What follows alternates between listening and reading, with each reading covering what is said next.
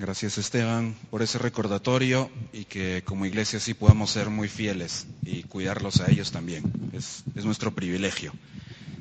Bien, esta mañana, como habrán notado, hemos reestructurado un poco nuestro calendario general, donde incluimos la Cena del Señor. Estábamos normalmente acostumbrados a hacerlo el primer domingo de cada mes.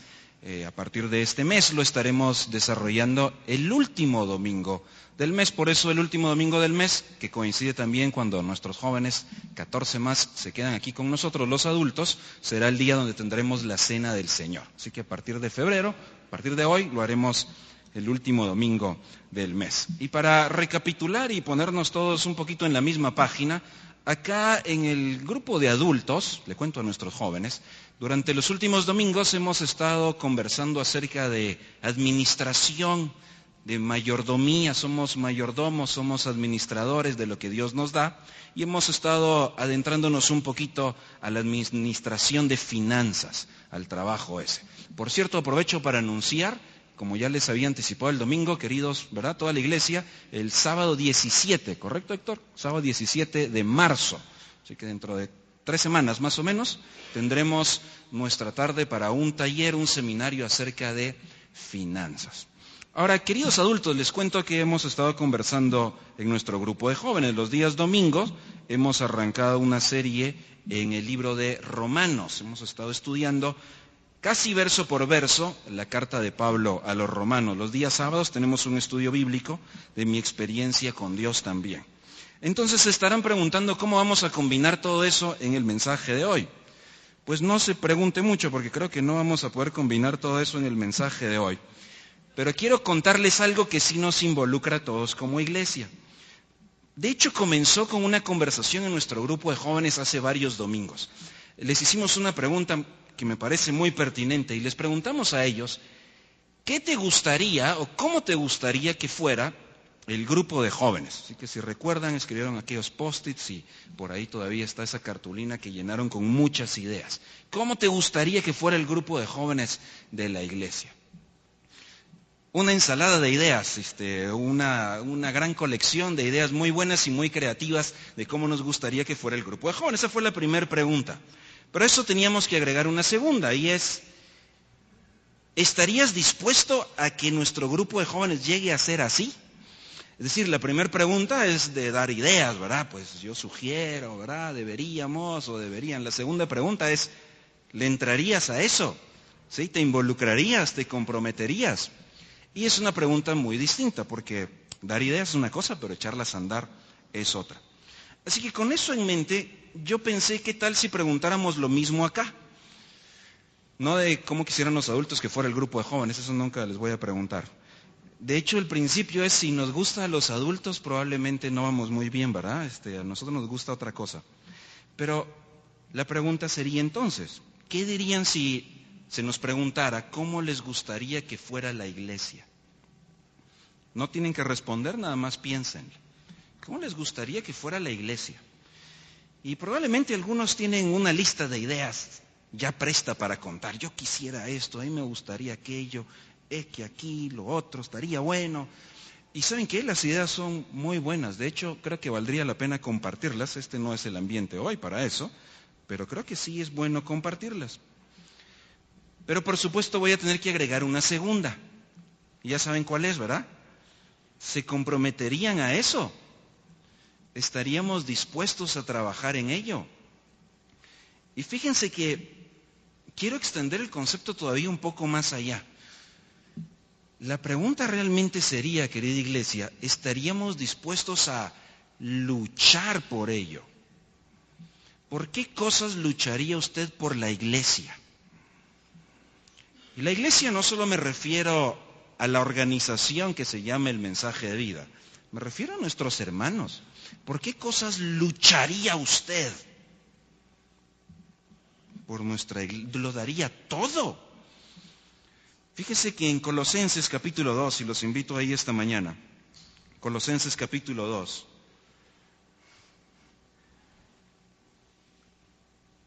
Pablo tiene una conversación con los creyentes en Colosas, que era una aldeíta muy pequeña, y esta iglesia estaba en peligro porque se estaban infiltrando pensamientos de falsos maestros, se habían infiltrado pensamientos de falsas doctrinas. Estaban luchando con eso, estaban lidiando con adversidad y ataque. Pero en medio de eso, y aunque Pablo no estaba ahí, aunque Pablo estaba en prisión escribiéndoles, fíjense que el apóstol Pablo quiso escribirles para que la iglesia supiera que él estaba luchando por ella. Y eso me hizo pensar muchísimo. Me hizo pensar en esa actitud de Pablo que con un corazón muy pastoral les escribe y les instruye. Su disponibilidad para luchar. ¿Qué significa luchar por la iglesia? Y más allá del ejemplo admirable de Pablo, ¿por qué cosas estaba dispuesto Pablo a luchar? Es decir, ¿qué era lo importante? ¿Qué era lo no negociable de iglesia? ¿Qué era lo que valía la pena incluso sacrificarse por ello? Si nos remontamos un poquito a los últimos versículos del capítulo 1, por ejemplo, versículos 28 y 29, Pablo les explica su ministerio, el ministerio con ellos, pero en general lo que les conduce. Colosenses capítulo 1, versículo 28, esta mañana leo de la Nueva Versión Internacional. A este Cristo proclamamos, aconsejando y enseñando con toda sabiduría a todos los seres humanos, para presentarlos a todos perfectos en Él. El apóstol Pablo dice, predico a Cristo para que se forme Cristo y para presentarlos ante Cristo. Pero llama la atención que dice a todos. En esta aldeíta, en Colosas, se había infiltrado por unos falsos maestros el pensamiento de que algunos eran super espirituales, superiores, y otros eran inferiores. Que habían unos iluminados, ¿verdad? Y los demás, pues, de repente eliminados, les diría, ¿verdad? Pero que estos sí, y que lo que los haría subir de categoría espiritual era más conocimiento, más información. Aquellos traían esa presunción de que ellos tenían un conocimiento especial, revelado especial solo a ellos. Hoy ya no pasa eso en ningún lugar, no se preocupen. Nadie anda diciendo que solo él tiene esas revelaciones, ¿verdad? Por todos lados hay hoy también. Como que solo a ellos les habló Dios y solo ellos tienen ese conocimiento, y que entonces los inferiores para llegar a eso tenían que adquirir. Eso era lo que los haría súper espiritual. Les hacía falta algo todavía. Pablo dice, miren, yo les presento a Cristo porque todos necesitan a Cristo y en todos se tiene que formar Cristo y todos van a ser presentados ante Cristo, no unos sí y otros no. Noten el versículo 29. Con este fin, trabajo y ¿qué más? Y lucho, fortalecido por el poder de Cristo que obra en mí. Hay oposición, hay adversidad, pero Pablo dice, peleo, lucho, no me voy a rendir. Iba a traerles una imagen por ahí del gladiador o algo así, como para que nos imagináramos el concepto de luchar y de no rendirnos. Pablo batallaba por esta iglesia, no se iba a rendir, estaba peleando. Y les escribe para instarlos a que no bajen la guardia ellos tampoco. Pero ¿por qué cosas vale la pena pelear, querida iglesia? Si vamos a pelear por algo, ¿por qué debería ser? ¿Por qué vamos a esforzarnos y a luchar? Dicho sea de paso, solo aclaro que no dije vamos a pelearnos por algo, ¿verdad? La pelea no es entre nosotros. Todo lo contrario, Pablo va a comenzar con esa aclaración. Capítulo 2, versículo 1. ¿Cómo debía ser la iglesia en Colosas? Y quiero hacer unos breves comentarios de los versículos 1 al 7 y quizás destacar brevemente algunos comentarios de 10 características que esta iglesia debía tener. El apóstol Pablo dice, lucho para que lleguen a verse así. ¿Cómo debería ser? Y aprendamos nosotros. ¿Cómo debería verse la familia, el mensaje de vida? Y querida familia, todos nosotros, de distintas generaciones, vamos a tener que luchar por eso. No, la pelea no es entre nosotros. Si la oposición no somos nosotros. Es verdad que a veces tendremos desacuerdos, pero aquí la lucha no debería ser interna. El enemigo no es interno. si vamos a esforzarnos y voy a pelear por algo, ¿qué debería hacer? Capítulo 2, versículo 1. Pablo les dijo, quiero que sepan qué gran lucha sostengo por el bien de ustedes y de los que están en la Odisea, que era una ciudad mucho más grande que estaba ahí muy cerca, y de tantos que no me conocen personalmente. Pablo no había estado en esta ciudad, ellos no le conocían. Sin embargo, con qué cariño les dice, yo estoy luchando por ustedes. Ella estaba encarcelado. Muy probablemente esta es una pelea en oración, muy simbólica, ¿verdad? No está ahí, una lucha espiritual. Quiero que sepan que lucho por ustedes. Ahora, ¿por qué cosas está luchando Pablo? ¿Por qué cosas lucharía usted por la familia? El mensaje dice, no, me rindo en la familia hasta que mire. ¿Qué cosas? Versículo 2, aquí viene lo primero. Quiero que lo sepan para que cobren ánimo. El apóstol Pablo estaba preocupado por el ánimo de la iglesia. Cobren fuerzas. Ahora imaginen, sí, podemos imaginar otra vez el gladiador, pero imagínenlo en caballo mejor. Imaginen al apóstol Pablo en una batalla y en una pelea cuando las tropas están bajando el ánimo y pasa en su cabeza y dice, no se rindan, vamos, cobren ánimo. Fortaleza desde el corazón. Parece que Pablo quiere despertar en la iglesia valentía, coraje, pero debe ser que ante los ataques que estaban surgiendo, ante las pugnas, las filosofías, las falsas doctrinas, los falsos maestros, eso puede desanimar a cualquiera. Esos eran los ataques que la iglesia en Colosa tenía. Pero Pablo dice, quiero que se llenen de coraje, no bajen la guardia, tendían a desanimarse. Dice un autor que la ansiedad y el temor son muy malos consejeros. Atraen falsos consoladores, atraen falsas consolaciones que pueden conducir a peligrosos errores. Cobren ánimo. ¿Qué cosas serían las cosas que atacan a la familia el mensaje de vida y podrían desanimarnos? ¿Por qué cosas tendríamos que ser valientes y llenarnos de coraje y luchar también nosotros? Pues el mismo versículo nos dice un elemento crucial. Quiero que lo sepan para que cobren ánimo, para que permanezcan unidos por amor. O sea, Pablo está luchando, no por cuestiones materiales, no por cuestiones físicas, hay luchas que enfrentamos de ese tipo, ¿verdad? Pero Pablo está luchando para que no bajen la guardia, se llenen de coraje y tengan ánimo, pero dice, lucho también para que sean unidos en amor. Como familia espiritual, por esas cosas vale la pena luchar, para que no perdamos la unidad. El principio de la unidad, de estar juntos, de ir en una misma dirección, es el amor.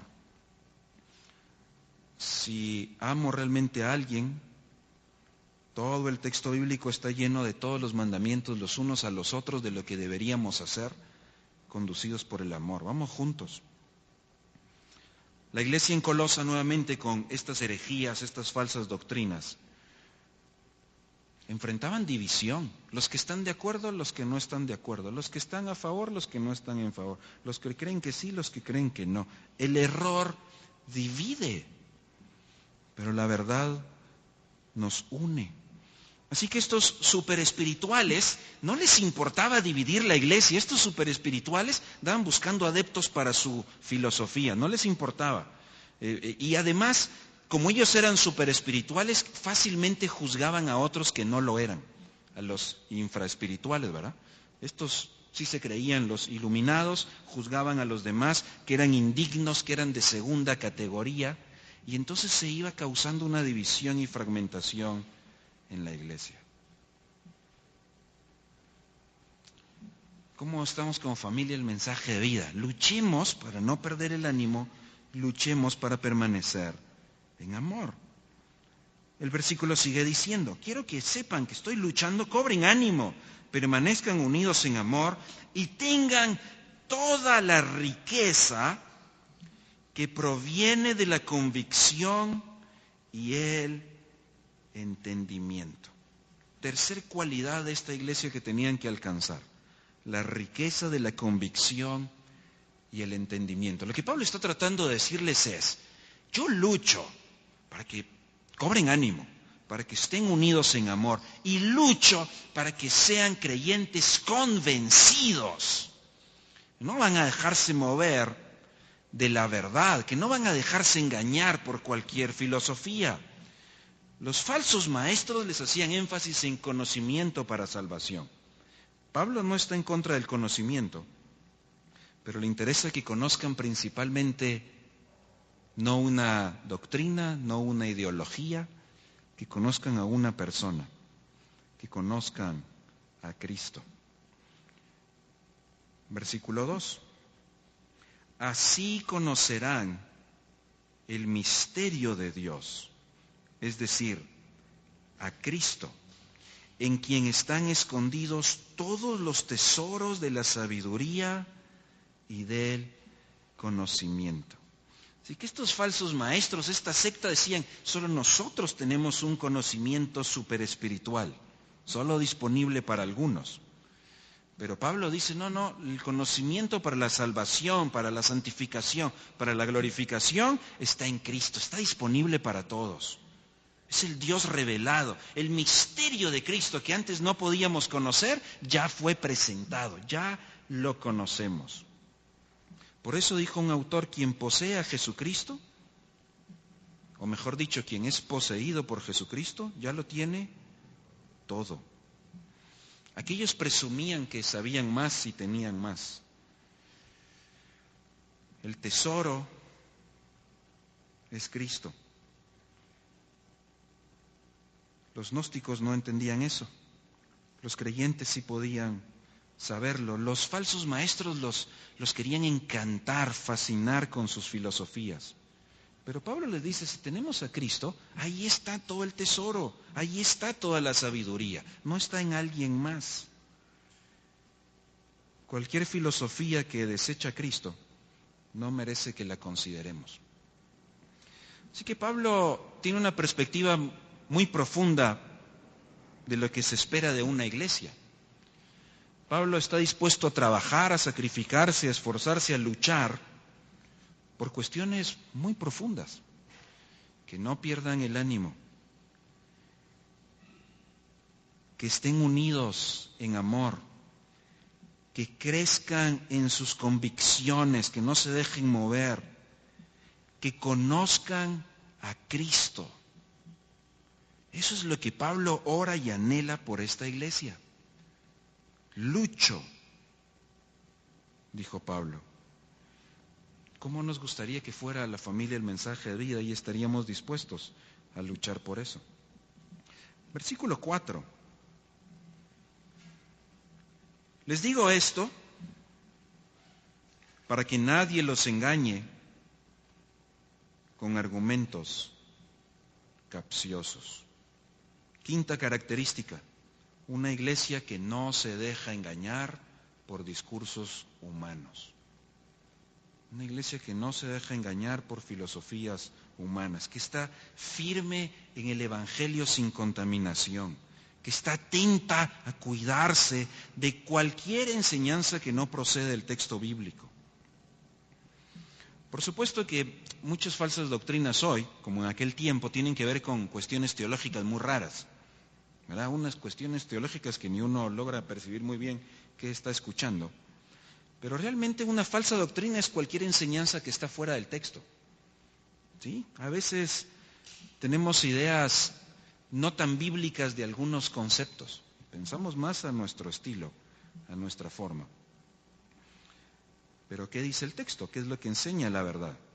¿En qué deberíamos estar firmes? ¿En qué deberíamos no movernos? De aquí pase, no me mueve nadie. ¿De qué? De la verdad bíblica del Evangelio. Hermanos, a veces algunas de nuestras posturas son muy firmes y muy fuertes, pero revisemos que sean bíblicas. Revisemos que sean verdades del texto. Aquellos corrían peligro.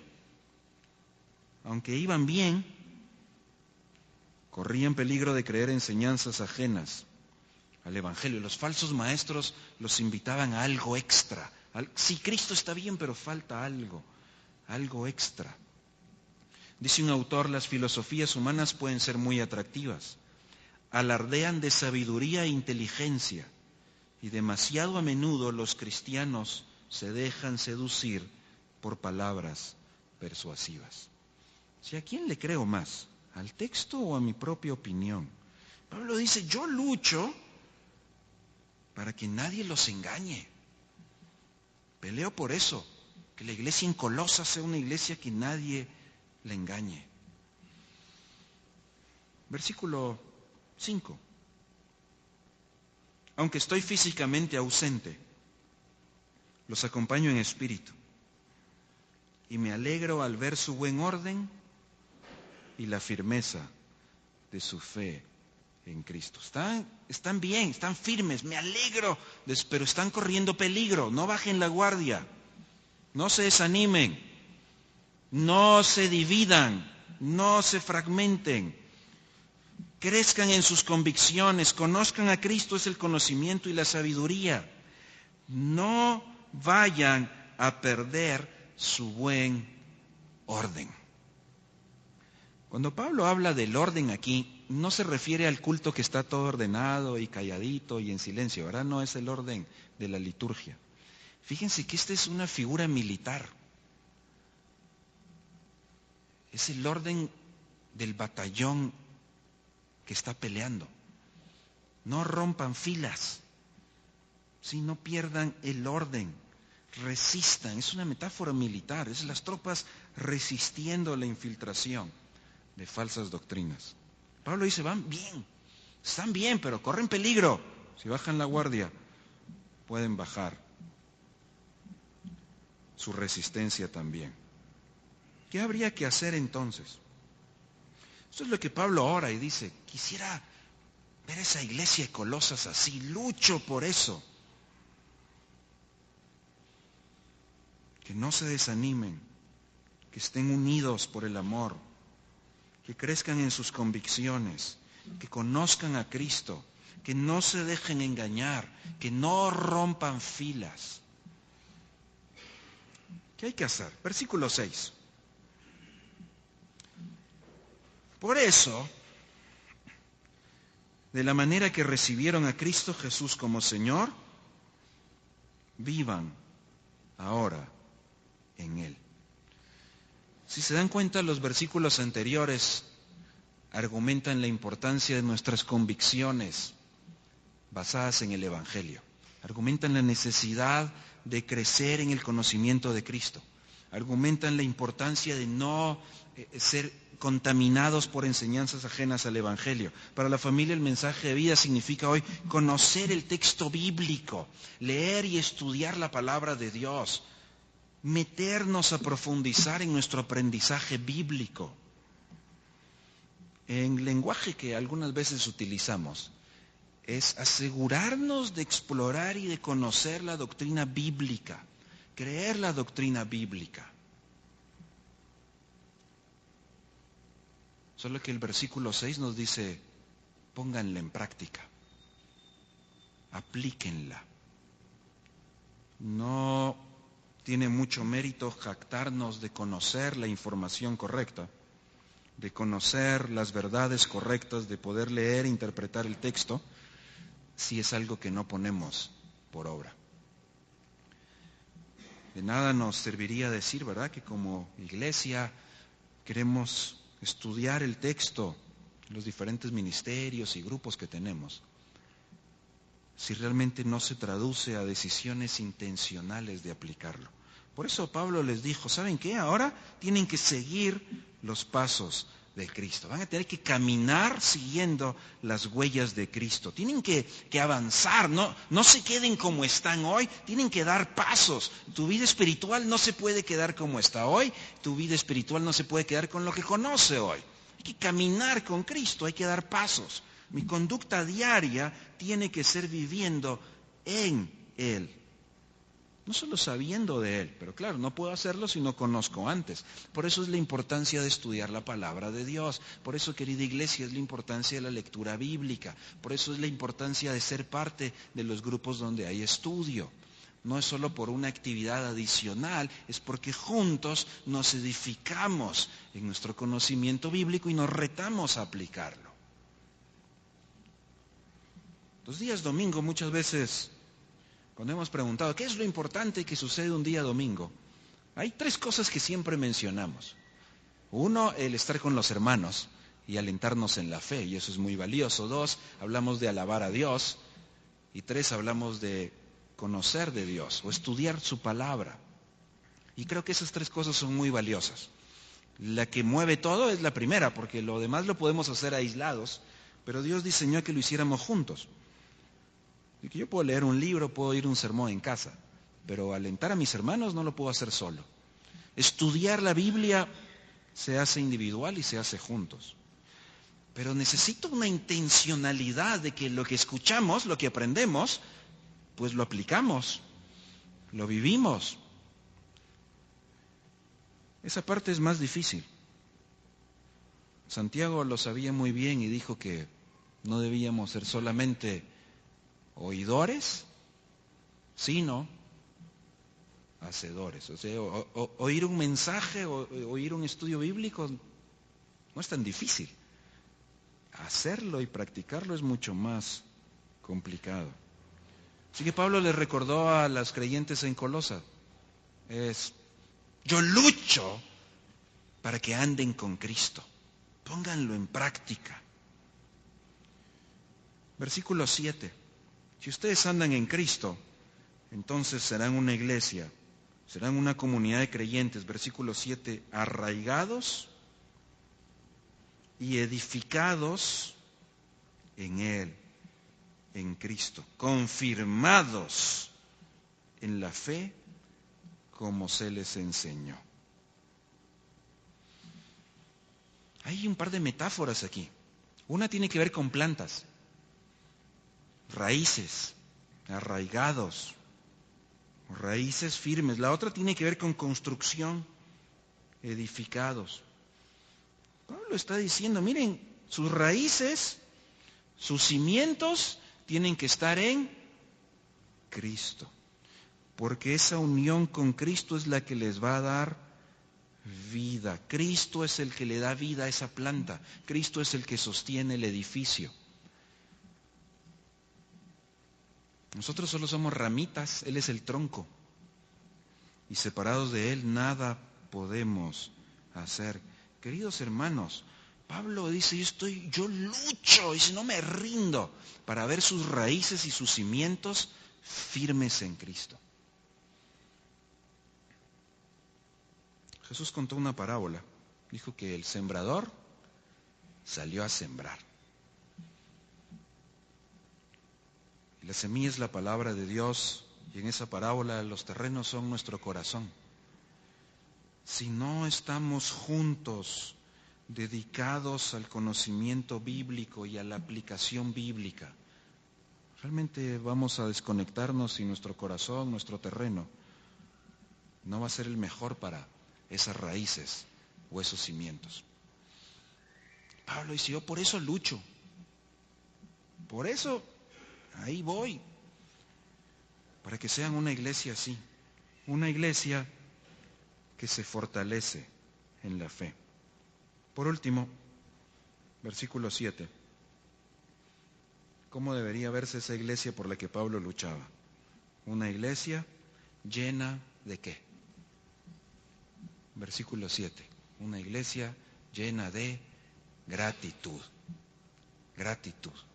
La gratitud es una actitud espiritual. La gratitud, las acciones de gracias no ponen la mirada en nosotros, la ponen en nuestro Señor. Es una actitud muy espiritual. 10 cosas aparecen en todos estos versículos por las que Pablo dice, yo lucho. Yo no me voy a rendir. Me voy a pelear y voy a trabajar y le voy a entrar con todo porque quiero verlos así. Y eso que él ni siquiera estaba ahí.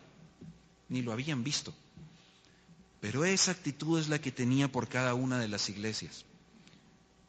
Ese era el corazón del apóstol Pablo por la iglesia del Señor. Querida iglesia, que nuestro corazón también sea como el de Pablo. Que nuestro corazón también esté dispuesto a esforzarnos y a luchar por una iglesia, una familia espiritual con las características de este pasaje. Cuestiones muy profundas de la vida espiritual. Cuestiones muy profundas de nuestro conocimiento de Dios, de nuestro conocimiento de Cristo, de adquirir sabiduría espiritual. Cuestiones muy profundas de la vida práctica juntos. No perdamos el ánimo y no perdamos la unidad, no perdamos el amor, porque ese es el elemento clave para crecer. Termino leyendo lo que escribió un autor sobre este pasaje. Creo que lo resume muy bien. Dice así: el Evangelio no necesita ser suplementado, o sea, no le hace falta algo más. En cualquier caso, no admite añadiduras. Ninguna revelación privada, ninguna experiencia inusual puede añadirle algo. Nuestro estudio, nuestro conocimiento deben estar a un nivel profundo, pero arraigados en el Evangelio, en aquella antigua verdad que siempre es nueva, en el tesoro inagotable de toda sabiduría y conocimiento. El estudio y el crecimiento deben estar también a un nivel práctico, pues el verdadero conocimiento se incrementa al obedecer simple y gozosamente lo que conocemos. Contrariamente a lo que estos cristianos en Colosas estaban inclinados a pensar, nada podía satisfacer realmente su sed de conocimiento o de vida, ni una filosofía, ni el misticismo, ni el legalismo, sino solo Cristo y su Evangelio eterno. Que así podamos ser como familia el mensaje de vida, solo Cristo, unidos por Cristo, luchando por la causa de Cristo. Padre, queremos pedirte que como familia espiritual, juntos, todas las generaciones de la familia el mensaje de vida, podamos luchar por ser la iglesia que tú quieres que seamos. Todos somos parte de esa iglesia y que todos nosotros podamos crecer en el conocimiento de Cristo, en la sabiduría que está en Cristo y andar diariamente siguiendo el modelo de Cristo. Señor, ayúdanos a crecer en esas convicciones desde el Evangelio. Señor, que nuestras raíces y nuestros cimientos no estén en otro lugar que no sea el Evangelio sin contaminación. Ayúdanos a ser estudiosos del texto bíblico, para vivir y aplicar, para alentarnos unos a otros, que en medio de adversidad, en medio de dificultad, siempre recurramos a tu palabra, para que ella sea la lámpara que nos da luz en medio del camino tenebroso. Señor, que recurramos a tu palabra para que nos redarguya, nos jale las orejas cuando estamos fuera de tu camino. Pero que tu palabra nos corrija también, que nos diga qué debemos hacer para volver a tu voluntad. Señor, que seamos una iglesia de la palabra, de ese mensaje de vida. Que podamos crecer en nuestro conocimiento, en nuestro aprendizaje, pero en nuestra aplicación. Señor, danos la dicha de esforzarnos, de trabajar juntos, de cobrar ánimo, de llenarnos de coraje para mantener la unidad en amor de tu cuerpo. Señor, gracias porque Cristo es la cabeza y somos parte de ese cuerpo a pesar de nosotros mismos.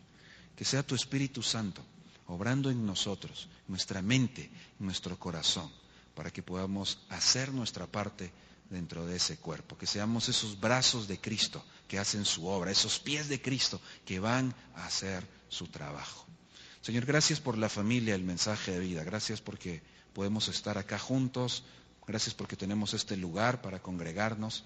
Señor, que podamos ser ese lugar de refugio para cobrar ánimo, que podamos ser ese centro de misión para capacitarnos e ir. Señor, que podamos ser esa iglesia por la que vale la pena luchar. Tu iglesia, donde Cristo es la cabeza.